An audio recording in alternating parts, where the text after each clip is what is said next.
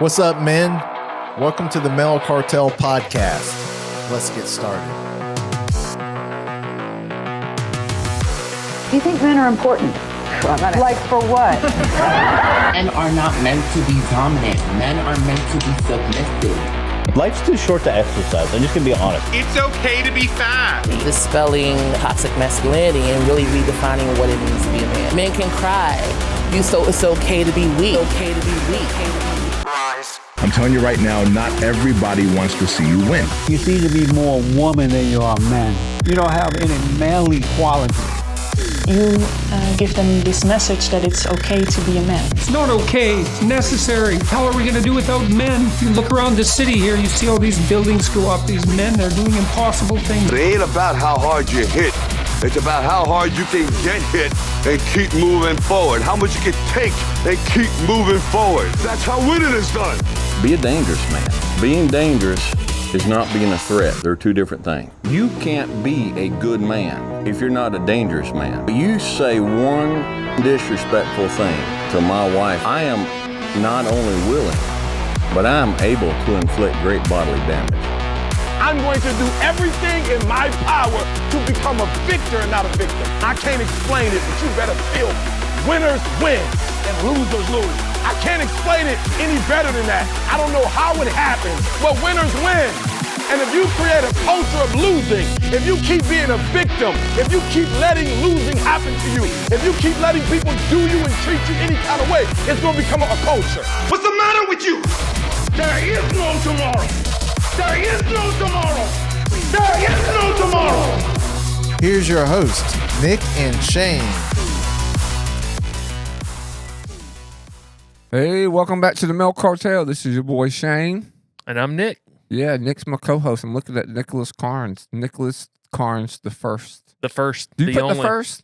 No. Or you put senior? I just put the original. With the original. the only. The one and only. He puts Nicholas Carnes. That's it. Original. Hey, dude, well, people don't know this, but we've been small talking it up the whole time. So, do you like small talk? Yeah. I watched some video where people were talking about small talk. Maybe it was Theo Vaughn. And he was talking about he loves small talk. And I was like, you know what? I'm a small talker in the grocery stores and everything else. I'm all in the doctor's office. I'm a small talker. I actually enjoy small talking. Yeah. Always engaging people in conversation. Small talk. Producer Carell, just nod your head, yes or no. Are you like small talk? No. Yeah, he says he's indifferent, but that's side language for negative, ghostwriter. Just leave me. That's what we were just talking about. Like, alone. Once he gets zoned in on a task, that's fine. That's how God wired you. Yeah, when my kids are like that, they're just like in that. And as I gotten older, I'm definitely way more bent to get locked into something, and I don't like to bend. But my wife on the small talk still, she's not a small talker. She's a long talker. Long talker. She goes and meets somebody, and then they like become buds. And then she could be there for, like me, it's like talk, and then we done. She'll talk some more, and talk some more. It turns into like a 15-minute conversation. I'm more like 5. If I can straight to the gospel, we'll do longer. If I feel like we're not sharing to the gospel, it's like, all right, peace out, Boy Scout. Yeah. Yeah. No, I love having conversations with, especially strangers. I think that's one thing I noticed talking about producer Carell. I think he doesn't avoid conversation with, but I think it's people. I think he more. I don't know. It's just my perspective with people like he knows and he's warmed up to. Yeah. Like if he didn't know me and I'm coming up just like small talking him in the grocery store line. Yeah. Because I'm not Publix deli lady, but. He would probably be like, what is this strange guy doing? But if he knows you, like, he'll carry on a conversation and all right, so if there was have a good time with you. Well, you were actually in the restroom, but I comment on his shirt because I love his shirt. And his shirt, for the viewers, it says MTV. It's the throwback. Oh, yeah. I don't think MTV, we were just discussing MTV is probably not in existence. And so we did like a rewind, hopped into the DeLorean, went back in the time, looked at what MTV used to be like. We kind of gripe like two old men. Oh, yeah. About MTV and how things used to be. And then we just had a great conversation. If a stranger came up to him and said, hey, I like your shirt, he'd be like, thanks. And that would be it. Yeah, probably so. Probably so. Probably so. Hey, but speaking of, I mentioned my wife a few minutes ago. It wasn't a minute. It was actually probably seconds ago. 50 seconds ago now. By now, if you want to get precise, some of y'all are about to say Pacific, but it's specific. My mouth is still not right. You know what I'm saying? It's trying to catch up. But we're actually going to continue our conversation that we, part 2. We're going to wrap up part 2 today, and then we got what part kills a 3. marriage. And so it's what kills a marriage, and so we round up 5 of those, and we're going to actually kind of like rapid go through these because some of these are self-explanatory, so we may mention them, but we ain't going to.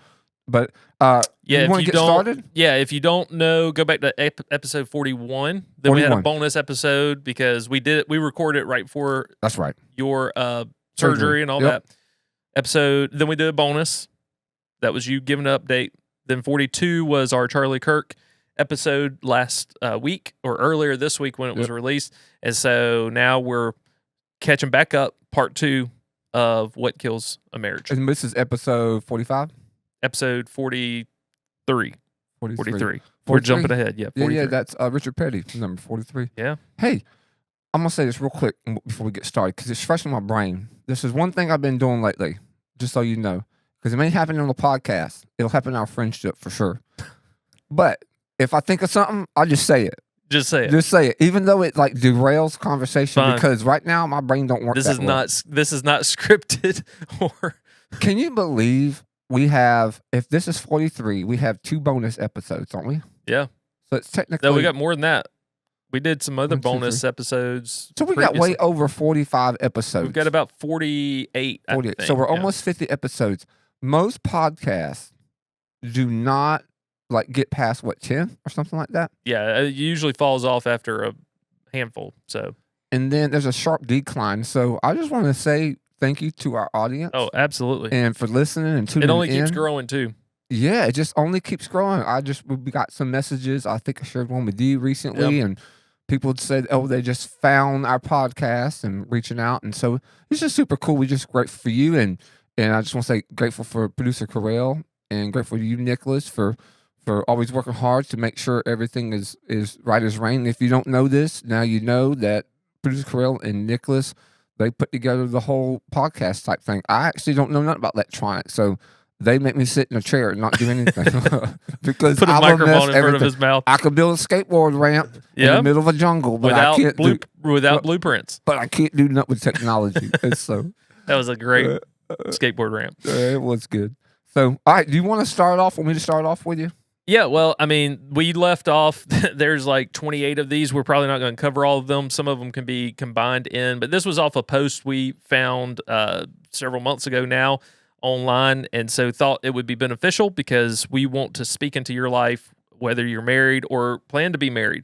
So we left off after episode 41. You can go back. We covered the first 5. The 6th one says, unnecessary arguments will kill a marriage. What you think? Yeah, 100%. I think you really have to do introspect. Is that how it is? Like you think internally? Yeah. Is that intro? So you really have to like do an inventory. If you know me, I say that oftentimes. It must take humility. You really have to do that and make sure that it's just not your opinion or your preference. Because sometimes your preference overrides everything. And you got to remember, like in your home, it's not about you. Yeah. And so your wife has her own brain, bro. She's not you. So it's okay. So sometimes, man, we could just be irritable. We could be hungry. You know, what do they say? The big 3 is that leads to like pornography and stuff like that. One is like you're hungry. There's like an appetite there. 2, you're tired is 1. When you're super tired, you do impulsive things. And 3, probably boredom. 3 may be boredom, but there's the big 3. It could be boredom. That could be it. The big 3. You hear people talk about all the time. When I say people, I'm saying like people who are really, really smart. Yeah. Psychologists and stuff like that, counselors. I think that's the big 3. So if you would do more things that are impulsive, and so just check yourself. If you're hungry, go get a little snack. You know, it's funny. You eat a little something, you feel a little better talking to your wife. You really do. You come in after a long day. You haven't eaten since 11:30, 12. You're stressed. It's 6:30 at night. You haven't got no food yet. your wife maybe didn't cook food, and then you start an argument. That's unnecessary. Yeah. So I think you just need to check yourself and make sure that, and if you do, then it just shows your immaturity. And so you really have to, I would say, check yourself. Yeah, I would say the big thing is to ask, is this a hill worth dying on? Yeah. I heard a great thing years ago with parenting, and I forget what the deal was, but it's like, will this matter in the long run? And so there are certain things that are worth discussing, even having an argument over. Yeah. And then there are things that, I mean, I've even seen, we've had probably everybody that's been married, a simple discussion turn into an argument because there's differing viewpoints, but does it need to be an argument? And I think oftentimes we need to look and go, because they say whatever makes you angry controls you. And so if it's making you angry, or I'm a debater at heart, and so I can debate anything. And so you have to be careful that it doesn't turn into an argument. But sometimes people can think you're getting upset when you're just passionately debating a point. So you just have to ask, does this matter? Is it like a hill worth dying on? Because if it's unnecessary, then it only can erode the relationship. Yep. And so, you just have to be mindful. Like, is this really something worth arguing over?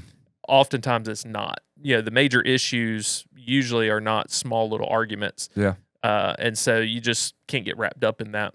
So I agree, dude. I agree. Hey, let me hit you with this one. This is number 7. Keeping secrets from your spouse kills marriage.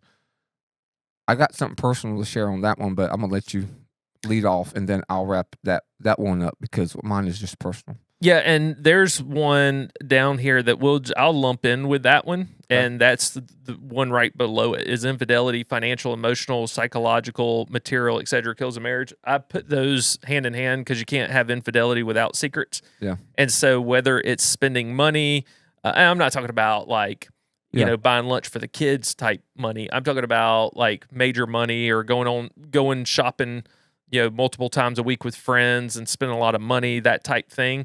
And you're not discussing that, then absolutely, because it erodes trust, and you can't have a successful, healthy marriage without trust. Yep. And so any kind of secret, whether it be infidelity or, this guy's macking on me at work from the wife's standpoint or whatever that might be.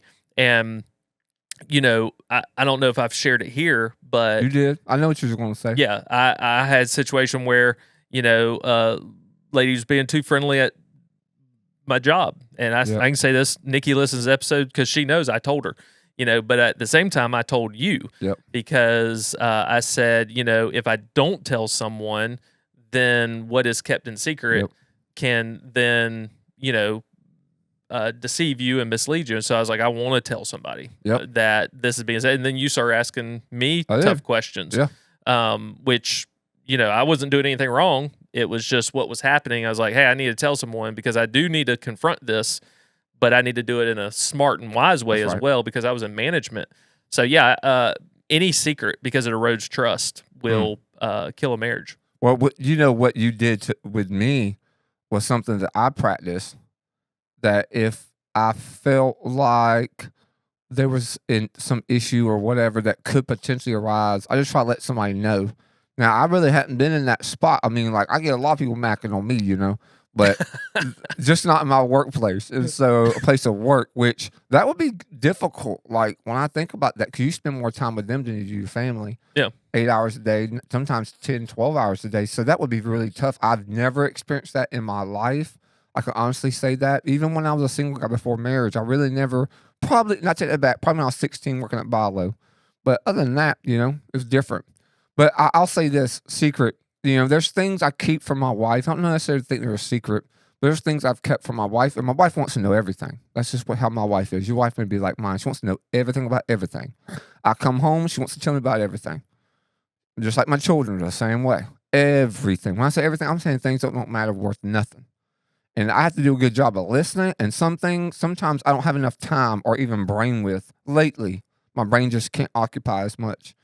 And I just get kind of annoyed, or I say, okay, like, I want her to get to the point, because I go, like, time. Like, I just look at them, we got to get kids in bed, we got to do this, and then we can talk. Then I'm just like, timing is everything. And so there's only one thing I've ever kept kept secret from my wife, like what I would consider a secret. And it really has like messed up, I won't say messed up our marriage, but it kind of fractured it. I even think right now, my wife, she doesn't listen to podcasts. I encourage her to listen to it. I think she'll be encouraged. But like get her to like, it's something we're trying to kind of repair in this, because she was real hurt when I hid cancer from her. When I knew I had potentially cancer, she knew that my mouth was bothering me because I was eating soup and stuff like that. The reason why I kept that from her was because her dad died of pancreatic cancer. And I've always thought in my head, I never could ever have the courage to tell her if I ever did have cancer.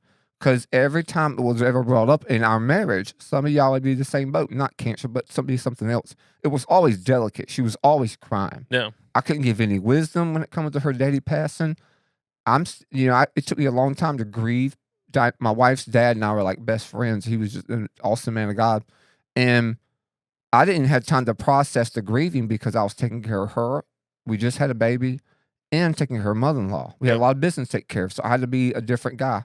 So it took me a while afterwards. And then at the same time, I resigned from a church. Yep. Literally 2 months later. So my granddaddy died, passed away 2 weeks. And he was, the man that was in my life. My dad died when I was young. So like he passed away 2 weeks before Pops passed away. Yeah. So I'm still like not even grieving my granddad. I have no time to grieve nobody. But I had to be strong and all this other stuff, which that's a completely different episode.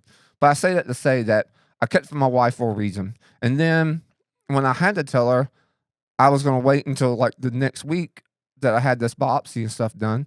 But if you know me, I can't lie. I have no poker face with lying. I can be in silly. But anything serious, if you ask me, I don't even have it in me to lie about to you. Yeah. So you know what I did? When she was talking, I said, I act like it wasn't a big deal. And it came off, I think, pretty well. What the problem was is that once that came back, it was cancer. She felt like I hid everything from her. Now, if it came back non-cancerous, it would have been a big deal to her, I don't believe. But because it came back cancerous, the big C, she felt like I should let her know and all that. And to my point, I thought I was protecting her. Yeah. I was trying to protect my wife. And then if it was in my bones or whatever, then I definitely would have to have that conversation and bring somebody involved with it to be a mediator, just so she'd have comfort. So out of my care, I was really trying to protect her. Yeah, I love. Yeah. But she still to this day doesn't even see it that way. She sees it as being like, I messed her up, and she can't believe I did that to her, and I didn't trust her. And what I've learned about my wife is she's a whole lot stronger than I perceived. Yeah. But I still think I would have done the same thing from the information that I was given. But I wish I didn't. I wish I'd have brought her along slowly back into February when I wasn't feeling good, just to fill her in. But I was too afraid it was cancer. And then also, as a man, I really didn't want to hear nagging about go to the doctor. And so out of those two things, but I really kept it a secret. And I wish, I didn't do that. I probably would have done it again. But to this day, it was several months past that, I'm still trying to patch up that crack, honestly. Because to her, it was devastating to her. To me, I still can't see it. But I'm a man, and she can't see it from my viewpoint. Yeah. But we're not arguing over it. There's no arguing, but it's just like I can see how I'm still trying to repair this crack of trust. Well, and if she feels like you broke her trust, I mean, that's why I used to tell guys in substance abuse program all the time, forgiveness can be immediate, but trust takes time to rebuild. So not to say you like intentionally broke her trust, or that it was, like if it broke her trust, it broke her trust. How from her perspective, and that is everything to people, is their perspective. And so, but I would tell them, it takes time to rebuild trust for people. Yeah. So it may take the next time something comes up where you go, hey, I'm concerned about this, and bring her into that conversation earlier and say, hey, I know I didn't do this last time, but I'm doing it different this time. That's exactly right. Yeah, it just takes time. But maybe she'd feel better. You didn't tell me either. So that I didn't tell. Yeah, I tried to tell her. I didn't tell anybody. Listen, y'all, I had to the other day. Shane was generous to me. He got new wheels and tires for his truck. He gave me his, which are nicer than the ones I had. Actually, Tristan said, "Are those the premium wheels? You might want to keep yours." And I was like, "Well, I like the ones Shane gave me better." So anyway, Shane is still recovering from cancer and regaining his strength. And so he was telling me he was having a hard time. Yeah. And I said, hey, man, make sure before I leave, I give you my phone number. That way, if you need something, you could call me. I mean, we text each other every day, but that's just us men. We even with each other, it's just like, hey, I'm going to do this and I don't need any help. And we, sometimes need to be humbled. So, and I was humbled that day.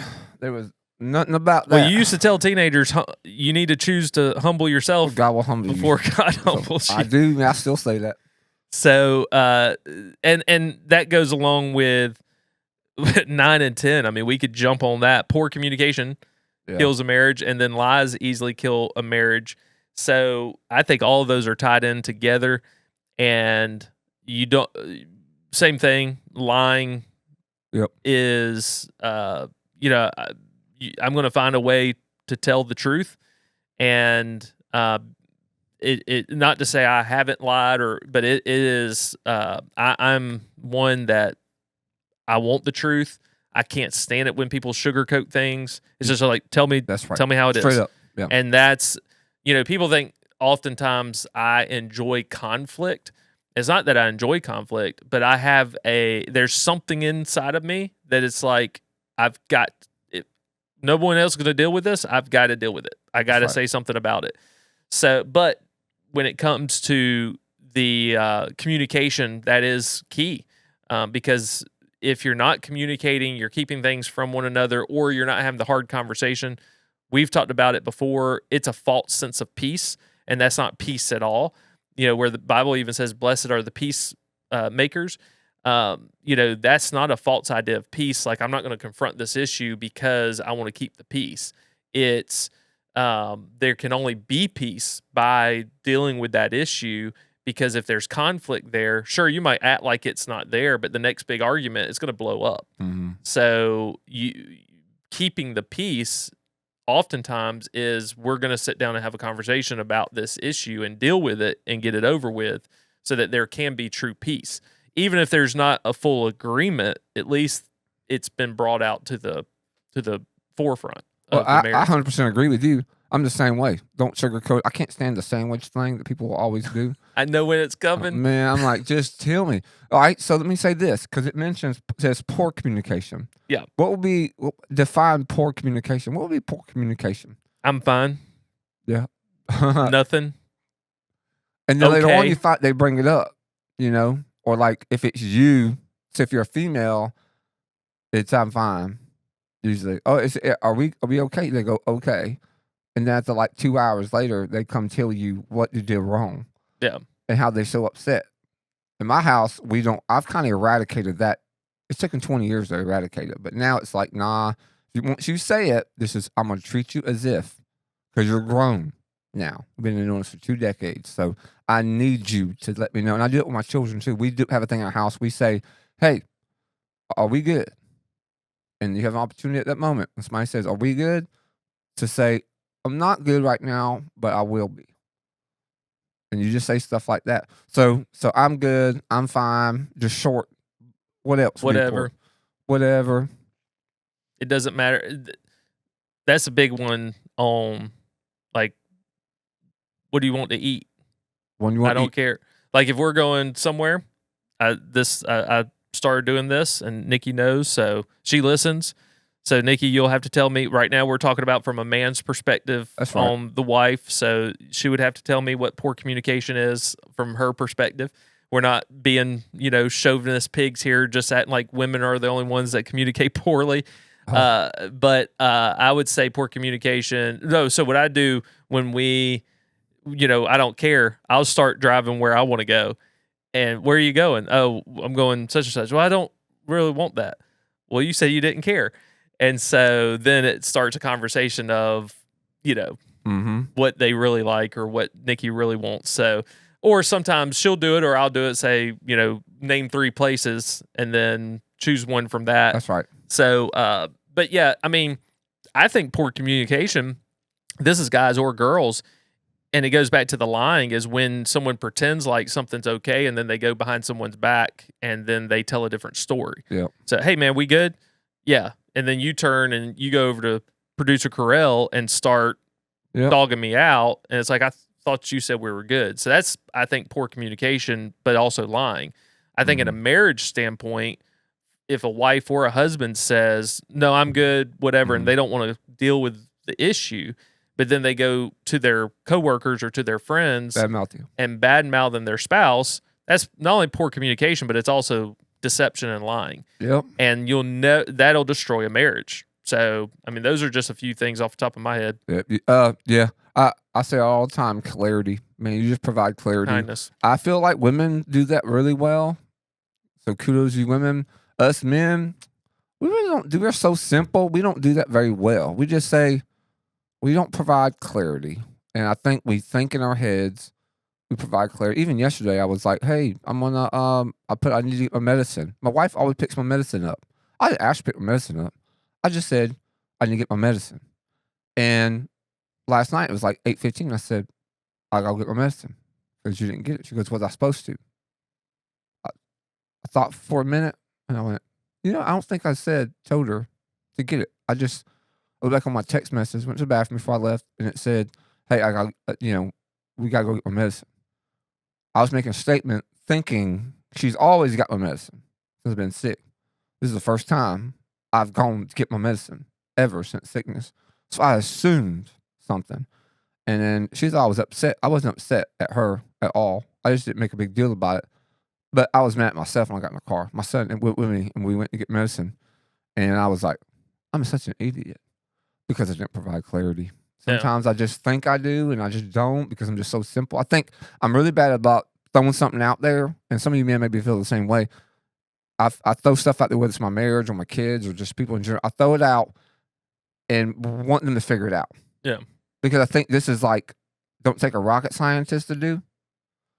I'm like, you don't have enough brain power to figure this thing out. But if I'm the leader, then I need to do a good job providing clarity. And I just didn't do it even yesterday. Was just an example how us guys don't provide clarity sometimes. And then you can wind up starting a unnecessary argument from them. So, well, and I think assumptions, the old saying. Oh, yeah. It makes a donkey in KJV out of you and me. Yep. And so that's a KJV donkey. 1611. Yeah, we're trying to keep it clean. But we don't want to censor this thing, bro. But it makes that out of you and me. But I think that's probably where I've communicated poorly. When after you say that, I will think out loud, like we need to do this or I need to do this, and several people. You said we're gonna do this activity, or you said, and I'm not talking about even a marriage, just church or whatever. When are we gonna do that thing? It's like, oh, I was just throwing out ideas. I'm just thinking out loud. All right, pause. That's because I do the same thing. Well, I actually did a little research on that. People who are like that, it's because you are a thinker, a header. You are that's not even a word. I just made that up. It is now. But you are a visionary. You're a visionary. You're thinking ahead. You are wanting to contribute to the team. You're tossing out ideas. Some people don't do that. They're implementers. They implement things. You can take what you want and they can make it all happen. But there's people that think it all out. I'm the same exact way. Yeah. The same way, and it causes a lot of confusion with a lot of people sometimes. Well, you got the more type A and most planners. They're over there taking notes. Okay, well, this exactly is what we're right. doing.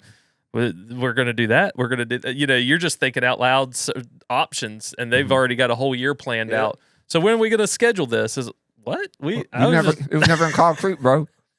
But look, we're gonna get into some church consulting. We're gonna write a book, and instead of visionary, we're changing it to a thinker, a header. A thinker, header. Listen, some of you, we got different types of people.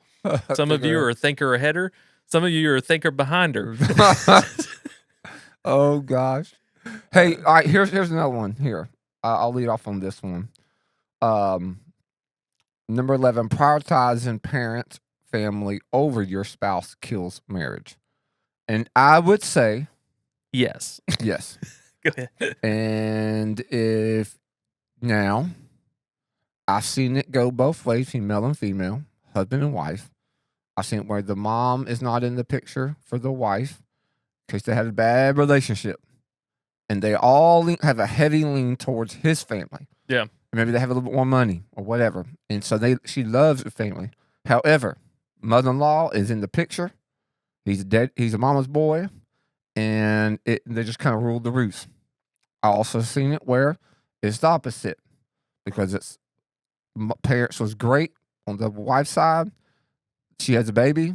She loves how her mama did her, and now mama gives all the advice. Mama gives a stamp of approval before they have to do something. They gotta ask mama. Mama's the filter in which she'll ask her husband about stuff. But so when she does that, her husband's voice is about 25%. Mama is 75%. That comes up to 100%. She feels more confident in what she does.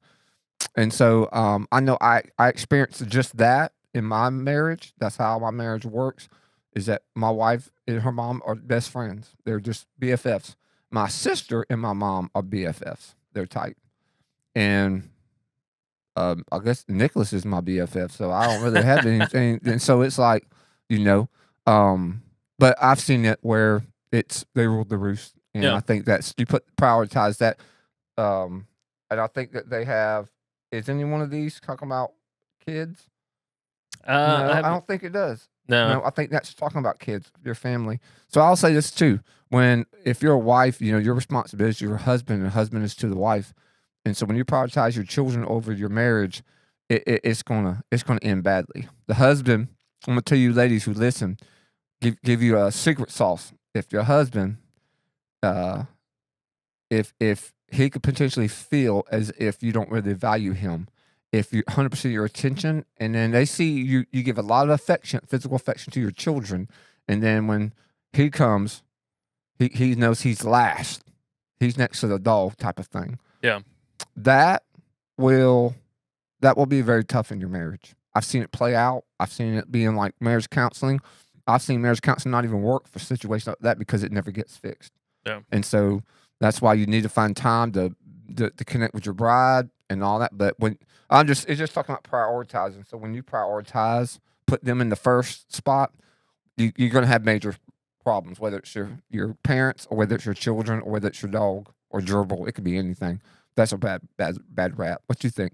Yeah, and it says family, and so of course, we know from scriptural standpoint that you're to get married, cleave. Yeah. You leave the parents, and that doesn't mean you abandon a relationship to them. You honor them. I'm speaking from personal experience, so you may have seen something different. Those who are listening, I have largely seen this from the female perspective. Early in our marriage, I've said we've got married young and dumb, had baggage.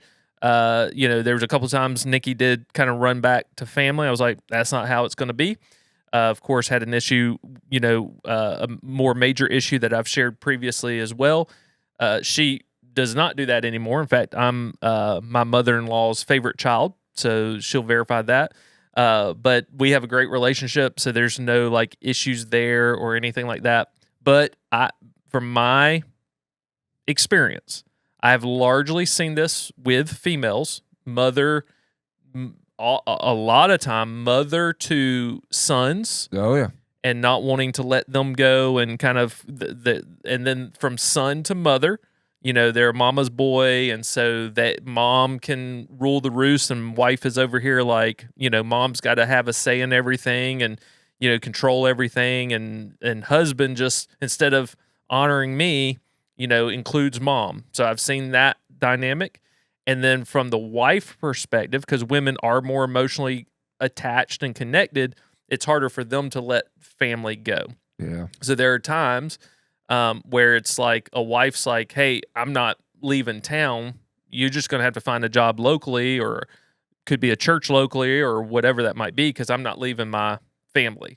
There's that emotional attachment. And so really family's taking priority over marriage or whatever God might be calling even the husband to do, whether it be ministry or whether it be something else. And so that's the dynamic I've seen largely, is wife connected to family, whether it be mom or mom and dad, and that family, or mother to son, son to mother. I have rarely seen dads be in the issue of like not letting go. Not to say it can't be, and dad interfering. There could be issues like that where maybe the husband's not making as much money as the dad thinks, and so the dad's over here always and making the husband feel like, and maybe I've heard stories like that. I haven't seen it personally where dad's over here like, well, let me help you out and kind of interfering, where it's like, hey man, let me be the man of the house. I might not be making as much money as you are, but you know, it's my responsibility to provide. And I'm going to do the best that I can. So I'm sure there's situations like that, but that largely is a problem. And you have to make your family the priority. You honor your parents, but they don't have a say in your marriage. Yeah, it's between you and your spouse, husband to wife, wife to husband, and you make the decision in the direction. And that's even with schedules. You know, some people do move away, and then they go home, and they've got family to visit. And so you're going to sometimes have family go, oh, well, you spent more time with your in-laws than you did with us, and you're going to have that competition. It's like we have to balance this out the way that works best for our family, and maybe the next time we visit, that looks different. And so while you honor your parents' wisdom and perspective, they know you don't obey them anymore. That's right. And you have to cut emotional ties when it comes to letting them make decisions and determinations for your marriage. You're now a new home. And just as much as you respect the home you came from and the parents who raised you, your responsibility is now raise those children with your spouse and create a home for them, and also set it up to where when they get married, you're not interfering with their marriage. That's exactly right. You know, if they want advice, give advice, but you don't interfere and get involved. A lot of times that causes marriages to crumble. So with that, we are going to wrap up this episode. Before we do, I do want to quickly point out, you've already thanked our listeners, and you know, as we always say, we would love for you, if you're watching us on YouTube, there's a subscribe button. If you're on iTunes, Spotify, any of those, subscribe so that you can get notifications when we put out a new episode.